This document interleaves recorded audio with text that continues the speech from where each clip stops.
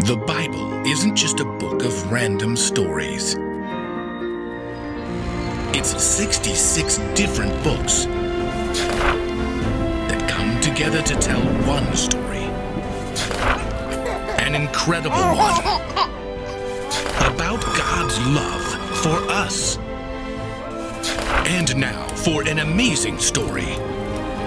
Inspired by the book of Nehemiah, chapters 1 and 2. Though he had done it many times before, Nehemiah took a deep breath before entering the high-ceilinged room where King Artaxerxes and his queen ate their meals. Nehemiah carried a heavy cup across the floor until he was face to face with the king and queen of Babylon. Your Majesty? As the king watched, Nehemiah took a sip of the sweet drink. He was trained to discern whether anybody had placed poison in the cup to harm the king. All is well, Your Majesty. Nehemiah smiled at the king and placed the jeweled chalice on the table, and the king took a drink. Grapes and garlic. Ooh, that's fine. Now, I hear a group of men have arrived from Judah. Isn't that your homeland? My family comes from Jerusalem, but I've never seen it.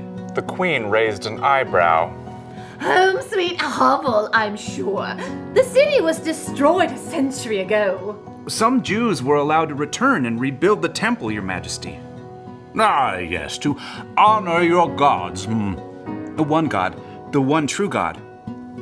Artaxerxes took another drink and laughed. Chariots and cheese. Just one god. What a strange idea.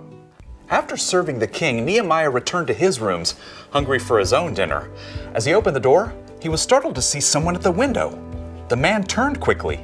Hanani! Brother! Nehemiah raced across the room to hug his brother. Then he stepped back to take a look. Hanani's robes were dusty and worn.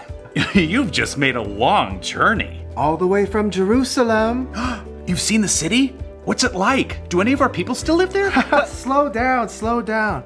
Brother, some of the Israelites who returned are still there, but they're having a hard time. The city walls were broken down. All the gates were destroyed by fire. Well, that means enemies can attack at any time. Yes, it's not good.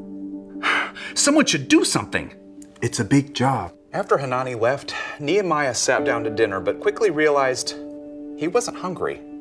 He looked out at the moonlit city of Babylon, but all he could see in his mind were the ruins of Jerusalem. Falling down on his knees, he cried out to God. Lord, you are the God of heaven. See how your people are suffering? We Israelites have committed sins against you. We haven't obeyed the laws you gave Moses. But remember what you told him. You said, if you people are not faithful, I will scatter you. But if you return to me, I will bring you back. For days and weeks, Nehemiah continued to call out to God, even as he served the king. And while he prayed, an idea began to form in his heart. An amazing, outrageous, and difficult plan. Lord, please pay careful attention to my prayer. Give me success when I bring my request to King Artaxerxes. At last, Nehemiah knew that the time was right. He grasped the king's cup in both hands. And this time, when he approached the king and queen, he didn't smile. He didn't attempt to hide the deep sadness inside as he tasted the king's drink. All is well, Your Majesty. The king studied Nehemiah in surprise. Swords and swine. Why do you look so sad? You're not sick. Why shouldn't I look sad? The city where my people come from lies in ruins. Rats and rubble, that's true. What do you want? As Nehemiah faced the king and queen, he cried out to God in his heart, praying for wisdom to choose the right words and for favor with the king. If you're pleased with me, send me to Jerusalem. I want to rebuild it. Tarts and toffee. You? You? Me. Well, how long will your journey take? When will you get back? When the ladybugs swarm. Give or take a few months. Or years. Fair enough.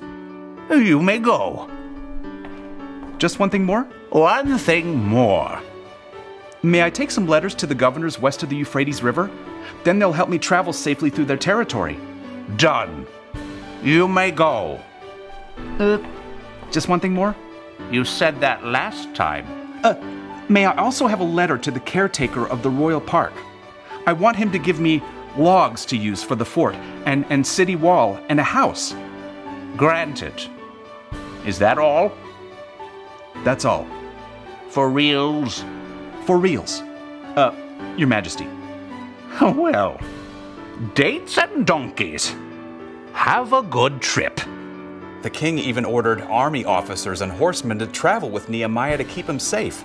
So, after months of praying, Nehemiah was ready to tackle the biggest job of his life.